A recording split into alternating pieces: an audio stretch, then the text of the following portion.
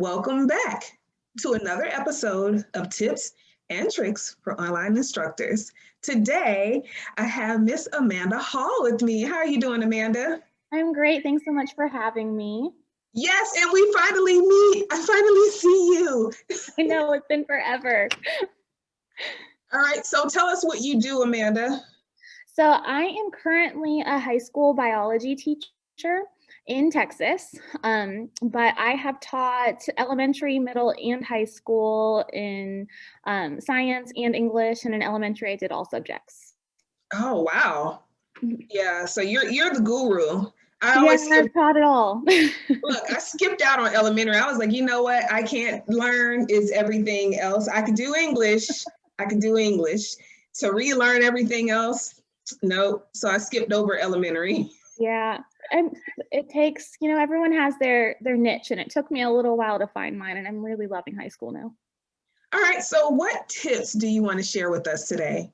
So in biology, my students have over 300 vocabulary words that they have to learn in the school year. And they're not words you use in like everyday conversation that they would have practiced or heard before. So something that I've really had to adapt this year is figuring out a variety of different vocabulary activities that they can do that are going to keep them like engaged and focused, but also give them like ownership of these words instead of just memorizing definitions. So they're actually learning and not just regurgitating. Yeah. So one of my favorite activities is called a Vocab Carousel. And this is something you can do in person, but I'll also give some tips on how you can do it online. So many of us are still virtual right now.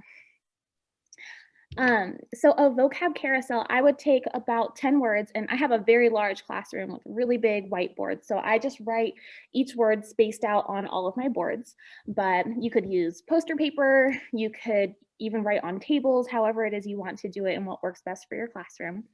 And so I pair up my students, and each pair goes to a word. They get 1 minute on a timer, and they can write a word, phrase, or draw a picture that's going to help them remember that word. Some kids like to point out Latin roots. Some kids, it makes them think of another word that is similar, or they draw a picture. I get a variety of different things, which is really cool. So in that minute, they draw their thing or write their thing, the timer goes off, and then they rotate. And we do that over and over again until they have gone and done every word. And it really helps too, because they can see what other people have drawn and written. So if they're kind of having like a mind block, they can look at what other people have done to kind of get their memory going. I love that. And you know what? I am definitely one of those teachers that believes get up. I don't believe that I should be the only one teaching. I'm the teacher, but I should be facilitating. And you guys should be actively learning. So anything that gets them up out of their seats, away from their cell phones, and moving around the room, I'm all for it. Yes, they love it. Even my really resistant students that aren't usually participating, they have a partner, which helps reduce the pressure of having to know it themselves, but it's also not so many people that it's intimidating. And then really all of them are really interacting and talking about why this works or why it doesn't and what they should do and all these different things. So it's a really great activity, and my students think so too. Sometimes I think something's a great activity and they don't. I have run into that my time or two. I come in, I'm like, yeah, we're gonna, and then they nope. And teachers are good at letting you know how they feel about something. Yes, they are. So, all right. Now, how can we transition that into the online classroom? Because as you said, there definitely are a lot of us that are still online, or some of us are doing online and doing in person. So how can we transition this to online? So, and that's a really great point. Some of you are completely online, some are hybrid, some have some students in the classroom while others are online. So a strategy that I personally would use is using Google Jamboard. So everyone has access to Google. It's free, which is really great as well. So what I would do is I would create a different slide with a word on each slide. So each slide has only one word on it. And I would assign students in pairs, you know, like you two start on slide number 1, the next two start on slide number 2, and assign each kid their own, and have a timer going through your Zoom or whatever it is that you're doing, and have them rotate through the slides. And they can work in partners, they can see what each other is writing. The only tricky part with that is if you weren't using breakout rooms, is being able to communicate. They would all be talking at the same time. So I would maybe have them like type little notes to each other or something. This might be for upper elementary school and up rather than lower elementary school, but Jamboard is really great for interacting. You could have in-class students working at the same time as online students and interacting with one another.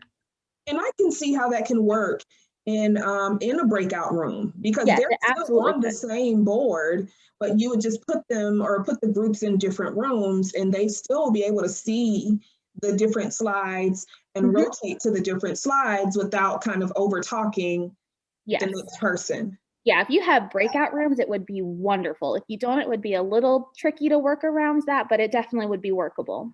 And then they can, you know, at the end, I go through all the notes that the students have compiled, whether they be pictures or written words, and we talk about why some things worked, why they're great examples.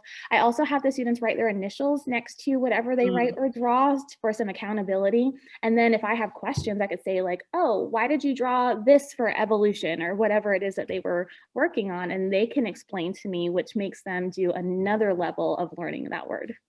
Yes. Oh my God. I love that. So it's like multi-leveled learning where they're up, they're moving around, they're actually kind of getting, they're moving, they're thinking, and then they're writing, and they're seeing so many different modalities happening at that one time, in that one moment.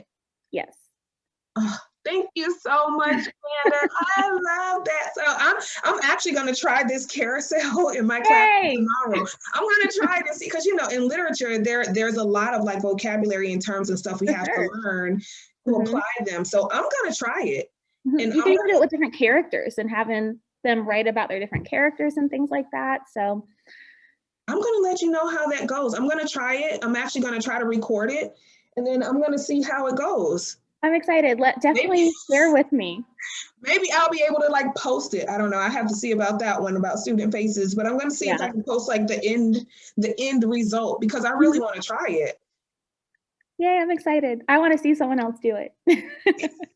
Well, thank you so much for coming on Tips and Tricks. No problem. I really appreciate you taking the time. This has been another episode of Tips and Tricks with Danielle Shelton and Amanda Hall. See you guys later.